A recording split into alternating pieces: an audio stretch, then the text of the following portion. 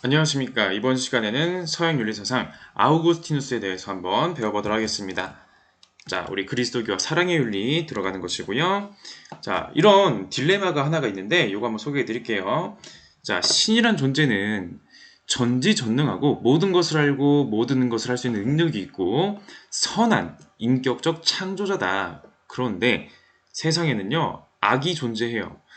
나쁜 사건, 나쁜 행동, 나쁜 생각, 나쁜 의도, 악이라는 것이 존재합니다.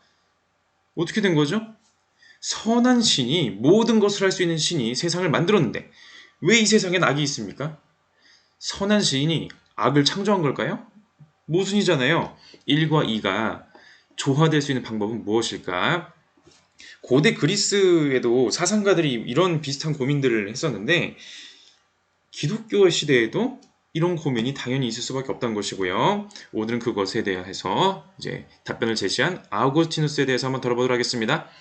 자, 354년에서 430년 서로마 제국 누미디아 타가스테 출신 이제 현 알제리에 해당하는 그런 부분이고요. 이제 북아프리카이죠.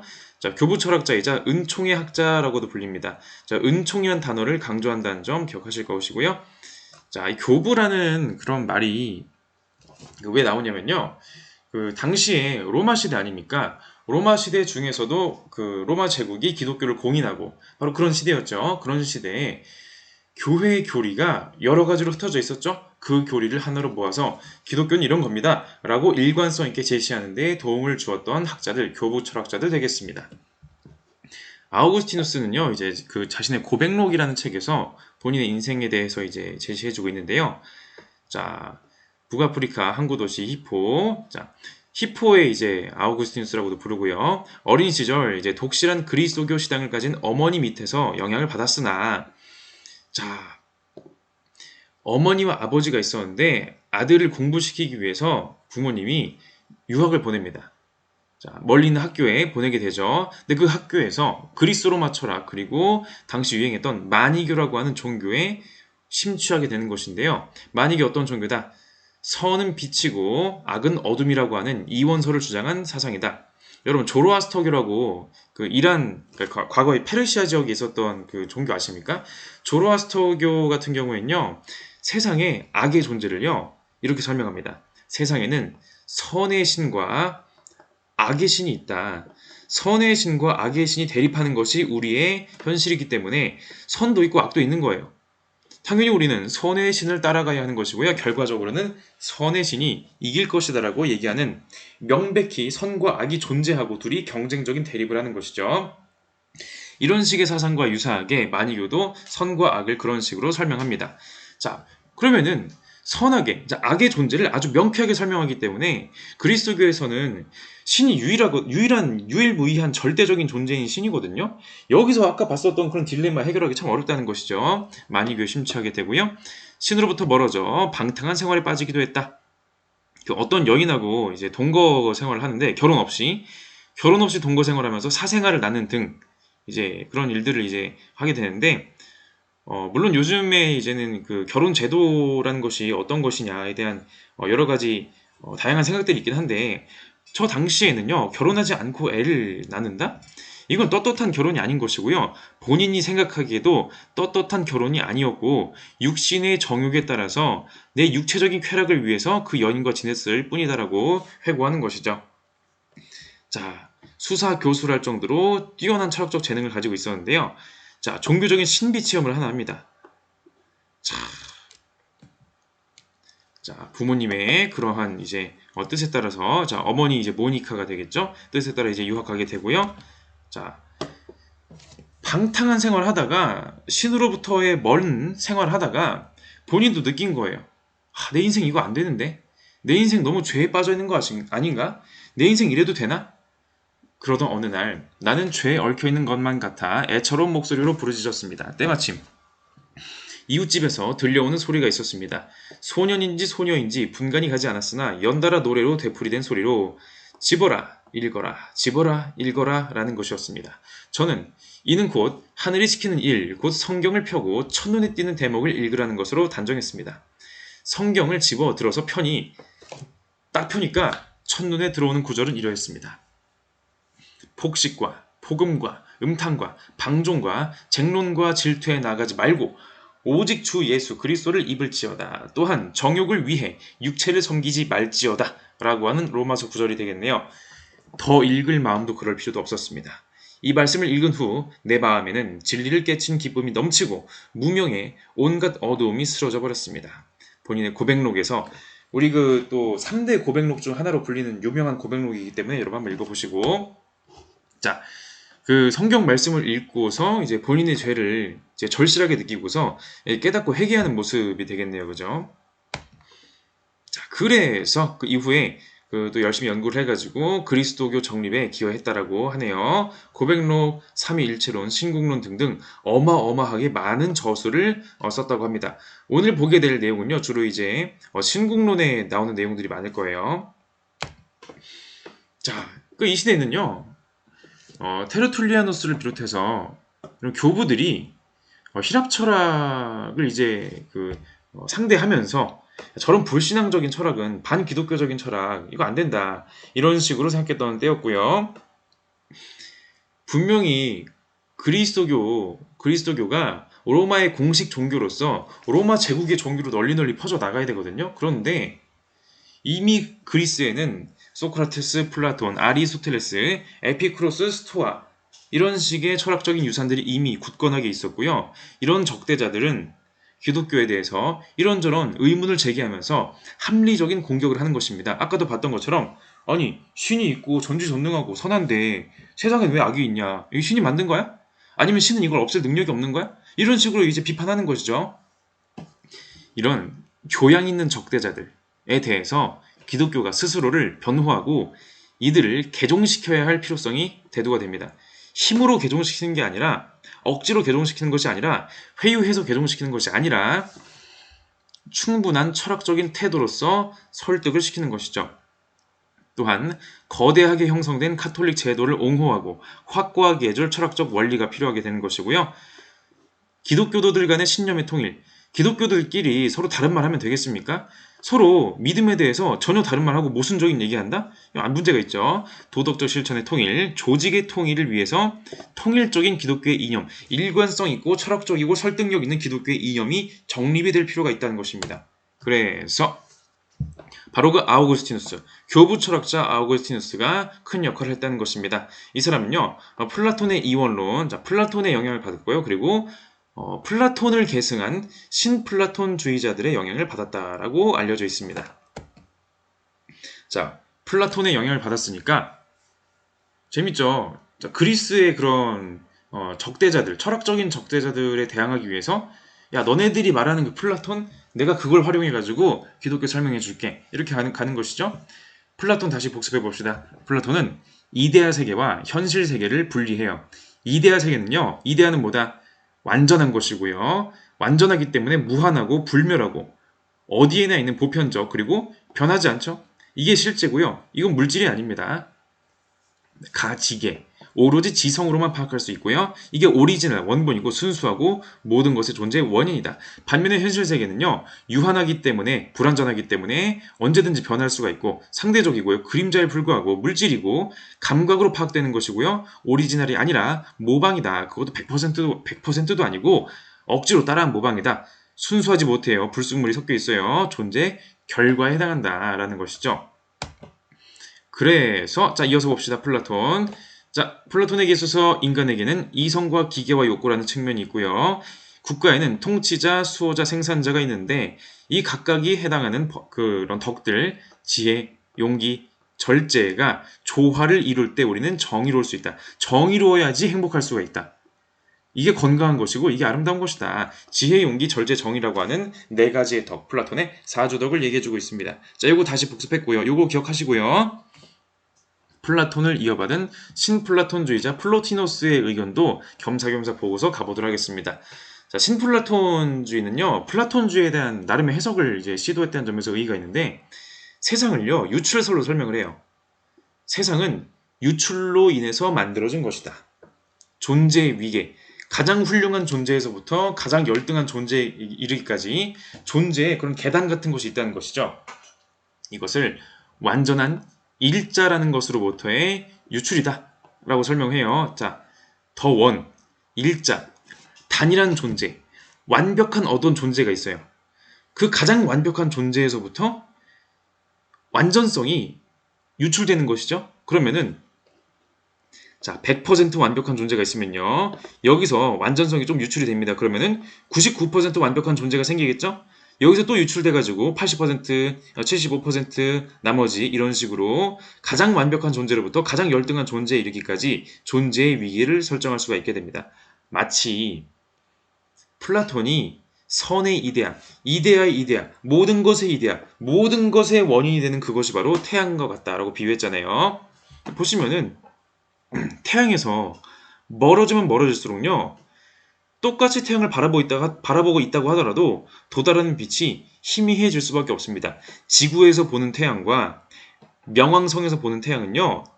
그 밝기가 다를 수밖에 없어요. 당연히 가장 완전한 존재, 일자로부터 멀어지면 멀어질수록 열등한 존재, 불완전한 존재, 불완전성이 점점 커지는 것입니다. 그래서 역시 플라톤과 마찬가지로 용기, 절제, 정의, 지혜를 강조하고요. 다만 이게 뭐다? 이런 덕들을 갖춰야지 우리의 유한한 영혼이 일자로 나아갈 수가 있는 것이다라고 얘기하는 것이죠. 일자와 합의를 해야 된다. 완벽한 존재가 되면요. 완전한 존재가 되면 말로 표현할 수 없는 영혼의 순수함의 단계에 도달하는 것입니다. 인간은 어떤 존재? 일자의 존재는 지금은 아니죠. 완전하지 않으니까 언제든지 소멸할 수 있는 존재니까. 자, 이런 아이디어를 가지고 가봅시다. 자, 이렇게 말해주고 있네요. 나는 플라톤 학파의 책을 읽고 무형의 진리를 탐구하였고 신이 만든 눈에 보이는 만물을 통해 보이지 않는 진리를 이해할 수 있었다. 무형의 진리, 보이지 않는 진리. 자, 신이 만든 창조물, 피조물들은요, 우리 눈에 보이잖아요. 강아지, 고양이, 나무, 구름 이런 것들. 눈에 보이는 것들을 통해서 눈에 보이지 않는 것들을 통찰해낼 수가 있었다는 거. 그리고 내 영혼의 어둠 때문에 볼 수 없었던 것을 스스로 가까스로 느끼고 알게 되었다. 신이 참으로 실제하며 항상 동일하며 영원히 변치 않는다는 것을 확신할 수 있었다. 신은 뭐다? 완벽한 존재이기 때문에 변화하지 않는 존재. 마치 플라톤에게 있어서는 선의 이데아에 해당하는 존재. 여기에다가 기독교의 그런 인격적인 신으로서의 특성이 함께 가는 것이죠. 창조자로서의 신의 특성. 자, 존재의 위기의 구분을 수용하는 것이죠. 가장 우월한 존재에서부터 가장 열등한 존재에 이르기까지 수준 차이가 있다. 다만 플로티노스 사상의 유출설을 그대로 받아들이진 않아요. 왜? 만물은 일자로부터 유출된 것이 아니라 유출로부터 스멀스멀 생긴 것이 아니라 신이 한 방에 신이 그 짧은 그 순간에 창조한 것이기 때문에 창조설이죠. 자, 봅시다. 영원한 사물에 대한 정신적 인식은 지혜에 속하며 무상한 사물에 대한 합리적 인식은 지식에 속한다.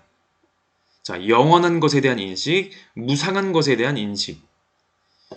인식에 대해서도요, 두 가지로 나누죠. 플라톤의 이원론, 양자를 설정해 놓고 양자를 갈등, 양자가 대립하는데 우월한 존재가 있다는 것이에요. 영원한 것이 우월하고요. 무상한 것, 어차피 쓰러지고 말 것들, 이것은 열등한 것이다. 그리고 전자가 후자보다 우수하다는 것은 의심의 여지가 없다. 신에 관한 것들에 대한 인식은 지혜라 부르고 사람에 관한 것들에 대한 인식은 지식이라고 부른다. 우린 뭐야? 지혜를 추구해야겠네요. 그죠? 물론 지식을 굳이 버리라고까지 모든 지식을 없애버려라 이런 건 아닌데 일단 중요한 건 뭐다? 신에 대한 인식이라는 것이고요. 가장 우월한 존재는 영원하고 불변하는 존재예요. 바로 어떤 존재? 신. 영혼이 육체보다 중요해요. 자, 아우구스티누스의 조명론 봅시다. 마치 조명과 같아요. 자, 아우구스티누스에 따르면 신은 내적인 스승이다. 그렇다면 어떻게 신이 우리에게 그 자신을 이해하도록 하는가? 이를 설명하기 위해 아우구스티누스는 조명론을 제시하였다. 여기서 아우구스티누스는 어떤 대상이 지각되기 전에 빛에 의해서 눈이 보여야 하는 것처럼 학문적 진리도 정신에 의해 파악되기 전에 빛에 의해 인식 가능한 것으로 되어야 한다고 전제하였다. 그리고 태양이 사물을 보이게 만드는 물리적인 빛의 원천인 것처럼 신은 지성적인 지식을 정신에 인식 가능한 것으로 만드는 정신적인 빛의 원천이라고 강조했다. 자, 무슨 말이다? 자, 우리 인간이 자, 사물을 볼 거예요. 사물을 볼 때 뭐가 필요하죠? 시력이 필요해요. 시력이 없으면 볼 수가 없습니다. 시력은 인간의 능력이죠? 근데 여기서 중요한 게 있어요. 내가 시력으로 물체를 보려면 시력이 아무리 좋다고 하더라도 무조건 빛이 필요합니다. 태양에서부터 오는 그 빛이 없으면, 자, 이때는 뭐 백열등 뭐 LED 이런 거 아니니까 뭐 그렇다고 해서 뭐 우리의 설명이 달라지지 않아요.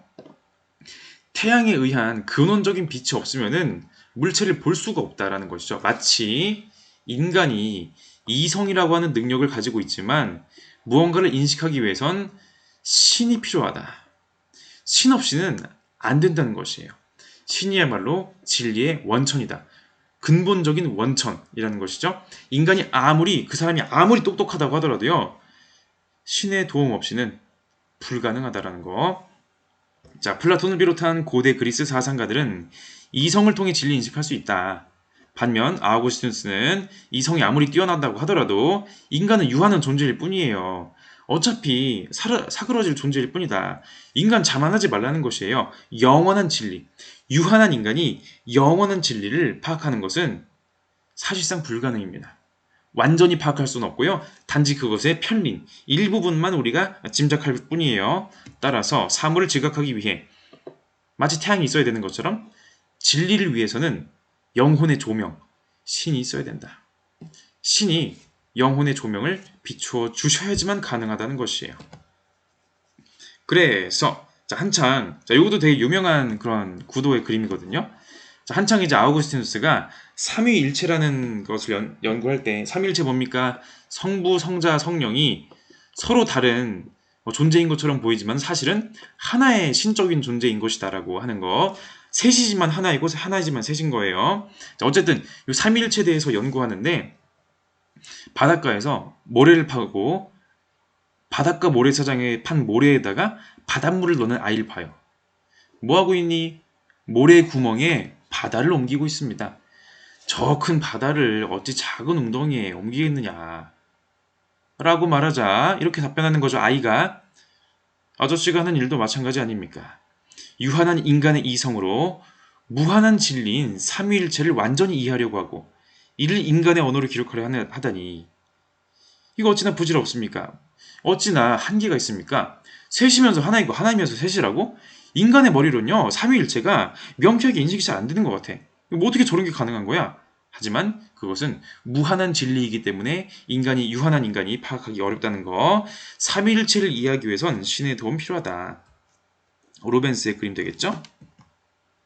자, 신은 진리의 원천, 불완전한 인간의 이성만으로는 진리의 완전 도달 불가능. 이성에 대한 신앙의 우위가 되겠습니다. 자, 이것도 같은 그림이네요. 바닷가에서 모래사장에 파고 있는 아이와 아우구스티누스의 그림 되겠네요. 누구도 진정한 경전 없이는, 즉 진정한 신에 대한 참된 경배 없이는 진정한 덕을 지닐 수 없다. 우리가 신을 뜨겁게 사랑할수록 우리는 더욱더 분명하고 완전하게 신을 알게 된다 라고 얘기해주고 있습니다.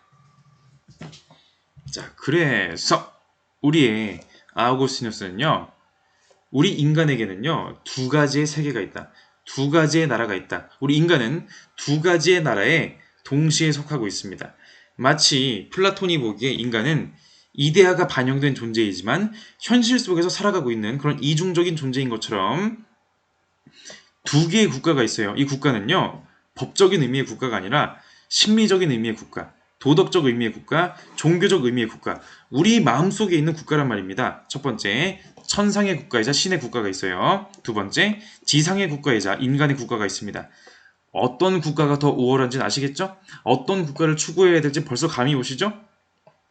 천상의 국가는요, 신을 사랑하는 국가, 사랑의 대상이 신이에요. 심지어 신에 대한 사랑이 크기 때문에 나 자신을 경멸할 수도 있습니다. 뭐 인간 비하, 자기 비하 이런 걸 말하는 게 아니라 신의 사랑을 위해서는 내 육체적인 고통 감수할 수 있어요. 신에 대한 사랑을 위해서는 내가 손해보는 거 가능하다는 것이에요. 이런 국가는요, 태초부터 영원히 존재하는 보편적인 국가가 되겠습니다. 반면에 지상의 국가는 나를 사랑하는 거예요. 내가 최고야. 내가 너무 좋아. 나를 너무 사랑하기 때문에 심지어 신을 경멸하는 국가이다. 이것은 뭐다? 영원히 존재하는 그런 국가가 아니라 일시적으로 아담의 죄와 최초의 인간인 아담의 죄와 인간의 타락으로부터 존재하는 그런 국가다라는 것입니다. 따라서 두 개의 사랑에 의해 두 개의 국가가 형성된다. 지상의 국가는 자신을 사랑하고 심지어 신을 경멸함으로써, 전상의 국가는 신을 사랑하고 심지어 자신조차도 경멸함으로써 형성된다. 바꿔 말하면 전자는 자신을 경배하며 나를 찬양해요. 이거 완전 우리 십계명에서 뭐라 했습니까? 우상 숭배하지 마라. 오직 그 여호와 하나님만을 경배하라, 이런 거 아닙니까? 근데 나를 경배하네요. 나라고 하는 우상을 숭배하고 있네요. 후자는 신을 경배한다. 또한 전자는 인간으로부터 영광을 찾으며 후자는 신으로부터 영광을 찾는데 이것이 훨씬 더 위대한 영광이란 점은 우리의 양심이 증거하는 바이다. 여러분 누군가를 존경해 보세요. 특정한 인간, 그 인간이 누구든지 간에 그 사람 존경해봤자 그 사람도 사람이고 인간이고 유한한 존재예요. 사람에 대한 절대적인 존경, 여러분은 반드시 실망하기 마련입니다. 인간은 유한하고 실수하는 존재니까. 그러나 우리는 영원한 존재, 영원불변의 완벽한 존재인 신으로부터 영광을 찾는다? 신을 존경한다? 당연히 다르겠죠? 자, 현세를 살아가는 인간은요, 현실적인 인간은 양쪽 모두에 속해 있어요. 신의 국가에 소속이면서 인간의 국가에 소속이에요. 천상 국가의 말을 듣기도 하면서 인간 국가의, 지상 국가의 말을 듣기도 하는 것이죠. 마치 이런 거랑 비슷해요. 우리 서구권의 애니메이션 같은 거 보시면은 사람이 있는데 막 갈등 상황에 지금 처해 있어요. 갈등 상황에 처해 있을 때 한쪽에서 천사 같은 애가 나타나가지고, 야, 그래도 이렇게 하는 게 친구한테 이렇게 대하는 것이, 친구를 위해서 행동하는 것이 착한 일 아니겠니? 반대쪽에서 갑자기 악마가 나타나가지고 뿔을 그려야겠네요. 야, 이거 필요 없어. 너의 이익을 위해서 행동해. 너만 생각해. 천사와 악마가 갈등하는 구도, 바로 이런 구도죠. 최후의 심판 순간에 그리스도의 재림, 그때 당신이 어느 국가에 속하는지, 당신이 천상국가의 구성원인지 지상국가의 구성원인지가 최종 결정되고요. 그 심판에 따라서 우리의 다음 행선지가, 영원한 행선지가 결정이 되겠네요. 천국일지 지옥일지. 자, 그래서 아우구스티누스에 따르면 신은 최고선이다. 최고선 뭡니까? 인간의 목적의 목적, 최고의 목적, 궁극적으로 추구해야 될 목적은 신입니다. 그러므로 우리는 내 욕망을 사랑하는 것이 아니라, 내 욕심을 사랑하는 것이 아니라, 내 물건을 사랑하는 것이 아니라 신을 사랑해야 돼요. 그래야지 악에 빠지지 않고 진짜 행복에 이를 수가 있습니다. 돈을 사랑하고 물질을 사랑하고 내 마음을 사랑하는 거, 이거는 불완전하고요. 참된 행복에 이를 수가 없다는 것입니다. 그래서 플라톤이 강조한 절제, 용기, 정의, 지혜, 이런 덕들, 이거 좋다. 그리고 무엇보다 종교적인 덕인 믿음, 소망, 사랑을 추구해야 된다. 이런 식의 얘기할 겁니다. 자, 최고식 먼저 다시 얘기해 볼게요. 지문으로. 행복이 더는 선할 수 없는 가장 선한 것으로 구성된다면 우리는 이를 최고선이라고 부르는데, 최고선에 도달하지 못한 사람을 어떻게 행복하다고 말할 수 있겠는가? 우리가 지닌 모든 선한 것들의 완전함, 그리고 우리의 완전한 선은 바로 신이다. 이제 우리는 무엇을 얼마나 사랑해야 하는지 들었다. 우리는 반드시 이것을 추구해야만 할 것이며 이것에 맞추어 우리의 모든 계획을 세워나가야 한다. 최고 목적인 신에 따라 사는 것이 너무 당연하다는 것이에요. 왜? 신은 완벽한 존재니까. 그래서 무언가를 사랑하는 데 있어서도요, 질서가 있어요. 우리는 더 우월한 것을 더 사랑하셔야 되고요, 열등한 것을 덜 사랑하셔야 됩니다. 천상의 국가, 신을 더 사랑하셔야 되고요. 인간의 국가, 지상의 국가, 나를 덜 사랑하셔야 됩니다. 상대적으로. 왜? 우월한 것은 불변성이 있고 영혼의 속성을 가진 것이 우월한 것인데 바로 신이고요. 최고의 우월한 존재, 최고선 신. 가변성, 언제든지 변할 수 있고 없어질 수 있고 생로병사. 육체에 속하는 것, 바로 나, 특히 나의 육체가 되겠죠. 나의 욕심과 욕망, 정욕 같은 것들. 어떤 걸 더 사랑해야 되는지는 더 이상 설명이 불필요할 정도네요. 더 우월한 존재를 사랑해야지 진짜 행복이 가능하다. 이런 변하고 언제 없어질지 모르는 거, 이런 거 사랑해봤자 진짜 행복 안 된다. 일시적인 만족감에 불과한 것이에요. 자, 요 이제 아우구스티누스의 그 향유와 그 사용이라는 용어 구분도 한번 보도록 할게요. 자, 읽어보도록 하겠습니다. 아우구스티누스는 사랑에 대해 대상 자체를 목적으로 하는 향유와 대상을 다른 목적을 위한 수단으로 사랑하는 사용을 구분했다.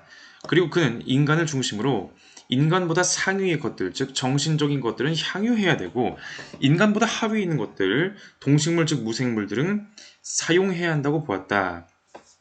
자, 그 존재에는 위기가 있잖아요. 가장 완벽한 존재, 가장 훌륭한 존재, 가장 뛰어난 존재 바로 신이 되겠고요. 가장 우월한 존재. 그리고 그 다음에 뭐 이제 천국의 그런 존재들, 그리고 뭐 인간도 있겠죠. 인간보다 열등한 존재, 동물, 식물, 뭐 무생물 등등 있을 거예요. 이렇게 존재의 위기가 있습니다. 위로 갈수록 완전하고요. 밑으로 갈수록 불완전하다.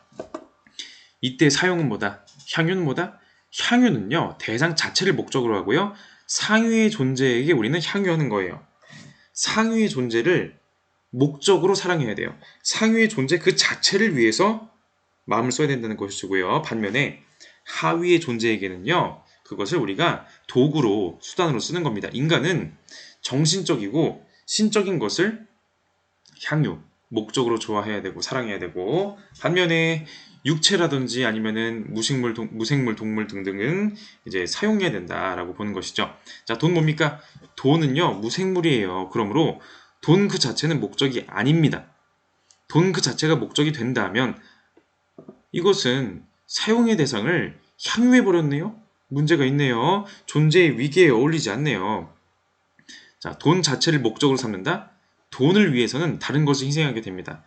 자, 돈은 수단이고 도구이기 때문에 열등한 존재이기 때문에 이것을 위해서 다른 것, 인간을 희생하거나 이것을 위해서 신에 대한 사랑을 희생한다? 말도 안 되는 것입니다. 라고 얘기해주고 있네요. 자, 그래서 우리는 안정된 질서로서의 평화에 도달해야 됩니다. 인간은 기본적으로 평화를 바라는 보편적인 욕구가 있거든요.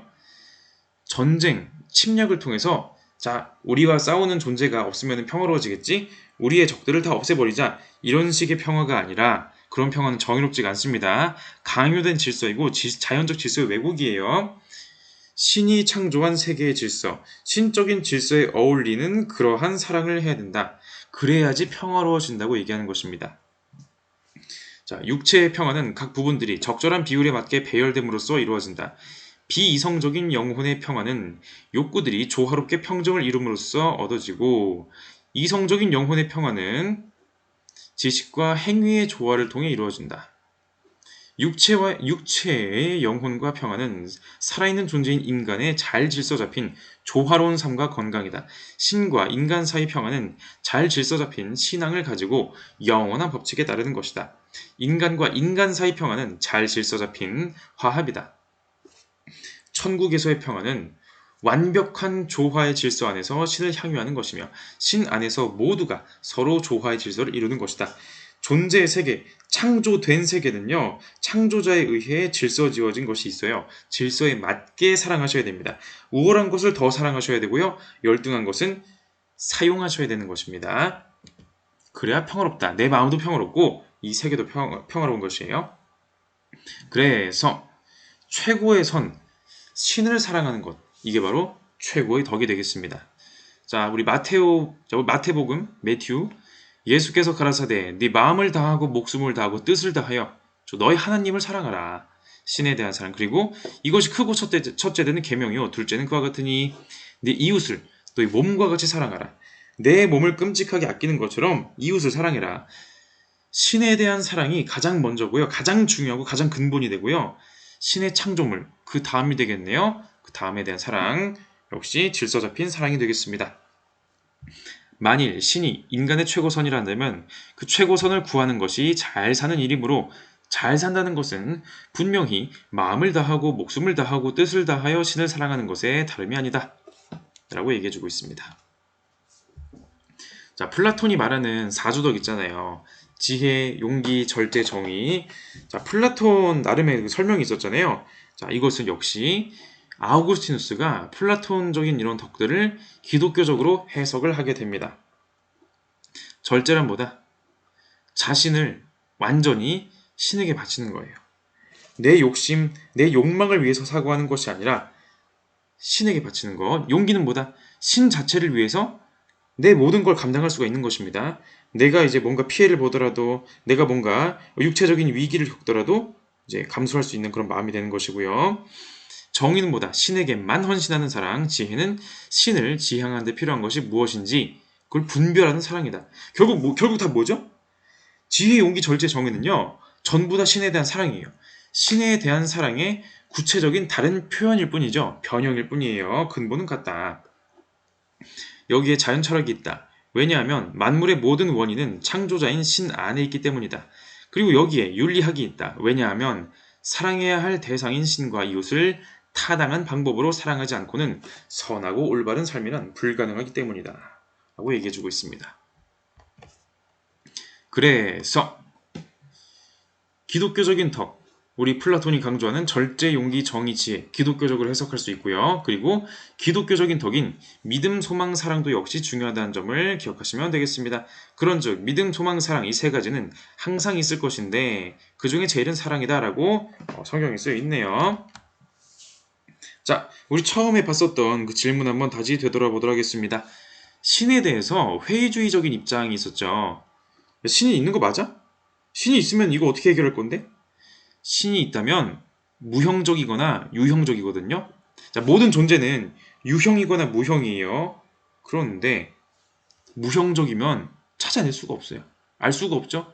유형적이라면 생멸하는 것이기 때문에 생성소멸, 태어나고 죽는 것이기 때문에 이것은 신이 아니게 되는 건데 신은 신이 아니거나 찾을 수 없는 존재다. 알 수가 없는 존재다. 라는 것이죠. 이런 첫 번째 비판도 있을 것이고 또 하나 신이 전능하다면 세상의 악에 비추어 보았을 때 유독하지가 않다. 자, 전능한데 모든 능력이 있는데 악이 있는 걸 내버려 둔다? 선하지 않은 건데요? 만약에 선한데 악을 없앨 능력이 없다? 이건 예속된 존재로서 신이 아니게 되는 건데? 전지전능하고 선한 신이 있는데 이 신이 창조한 세계에 악이 왜 존재하는 거죠? 나쁜 일, 나쁜 사건, 이기적인 행동, 옳지 못한 행동, 죄 이거 왜 있는 겁니까 도대체? 이거 해명해야 되죠? 바로 이런 식으로 해명합니다. 악의 문제에 있어서 첫 번째, 자연적 악이 있거든요. 예를 들어서 뭐 자연재해라든지 아니면은 뭐 어떤 불운한 사건이라든지 그런 게 있을 수가 있어요. 태풍, 뭐 해일, 뭐 아니면은 뭐 화산 폭발, 홍수 이런 것들 등등이 있겠습니다. 이런 거 다 뭐다? 이거 자연적 악은 왜 발생하는 것이다? 인간의 질병 왜 발생하는 것이다? 기본적으로 존재의 불완전성으로 인한 결핍입니다. 신이 악이라고 하는 것을 일부러 만든 것이 아닙니다. 모든 존재는요, 가장 완벽한 존재인 신과 덜 완벽한 존재, 인간, 덜 완벽한 존재, 동물, 식물, 무생물 있죠. 신은 100% 완벽한 존재예요.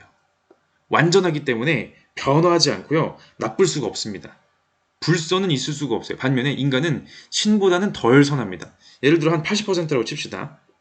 동물 덜하죠. 식물 그것보다도 덜하죠. 무생물은 또 열등합니다. 그건 뭡니까? 완벽하지 않은 존재는 필연적으로 악의 발생이 있을 수 있다는 것이에요. 완벽한 존재는 완벽하게 선하고요. 완벽하지 않으면 않을수록 악의 발생 가능성 높아지는 것이죠. 다시 말해서 선의 결핍으로 인해서 초래되는 악인 것이지 악이라고 하는 것을 일부러 만든 게 아니에요. 악이라는 것 자체를 창조한 것이 아니다. 조화로운 질서의 붕괴에 따른 것이다. 완벽에서 멀어지면 멀어질수록 질서, 조화의 질서에서 벗어나는 것이고요. 자, 악이란 것은 무엇이다? 선이 없으면 존재할 수 없는 기생적인 것이 되겠습니다. 자, 다시 봅시다. 그러면은 신이 그냥 나머지 존재들을 완벽하게 창조하면 되는 거 아닌가요? 왜 불완전하게 창조해가지고 이런 꼴을 만드나요? 라고 할 수가 있지만 애초에 보세요. 완벽한 존재인 신은요, 창조하는 존재지 창조당하는 존재가 아니에요. 신이 창조한 피조물들은요, 피조물이기 때문에 완벽하지가 않을 수밖에 없어요. 왜? 신이 신을 창조한다는 것은 말이 안 되기 때문에 완벽한 존재는 창조되지 않기 때문에 그렇습니다. 자, 이것도 있습니다. 인간은요, 자유의지를 가지고 있거든요. 내가 선하게 살지 악하게 살지 내가 선택할 수 있어요. 정약용 공부할 때 그 자주직권 얘기 기억하실 거예요. 자, 근데 사람은 이런 자유의지를 남용하기 때문에 마음대로 쓰기 때문에 잘못 사용할 수 있기 때문에 원죄를 갖게 되는 것이고 오리지널 죄를 갖게 되는 것이고요. 이로 인해서 모든 인간은 불완전하게 태어났다라는 것이죠. 자, 우리 그 창세기 보시면은 최초의 인간인 아담과 또 아담의 아내인 그 하와, 이브라고도 표현하죠. 있는데 문제는 뭐다? 에덴 동산에서 낙원에서 잘 살다가 뱀의 꼬드김에 넘어가가지고 먹지 말. 자, 이 에덴 동산에 있는 거 다 먹어도 된다. 근데 이것만 먹지 마라. 선악의 열매, 선악과 먹지 마라. 그걸 굳이 먹어요. 그런 거죠. 그래서 이걸 통해 설명하는 것이죠. 두 번째 악, 도덕적인 악입니다. 분명히 도덕적인 잘못이 있잖아요. 이것은 자유의지 때문에 발생하는 것입니다. 신은 인간에게 자유의지를 갖고 태어나도록 창조한 것입니다. 인간은요, 내 인생 선택할 수가 있고요. 인간은요, 내가 어떻게 살아갈지 결정할 수 있고요. 인간은 선한 행동을 할 수도 있고 악한 행동을 할 수도 있습니다. 그래서 육체가 영혼을 지배하도록 방치하거나, 자, 열등한 것이 우월한 것을 지배하도록 방치하거나 할 때 우리 인간은 좌절과 고통을 겪게 됩니다. 원죄를 유전한 채로 아담의 원죄 우리도 가지게 된다는 것이고 그렇게 태어난다는 얘기를 해주고 있네. 오리지널 신. 자, 이런 상황인데 아니 그러면은 신이 자유의지를 안 갖도록 창조해서 죄가 아예 안 일어나게 하면 되는 거 아닙니까? 이렇게 말해볼 수 있죠. 자, 그런데 자유의지를 안 가지고 창조됐다면요.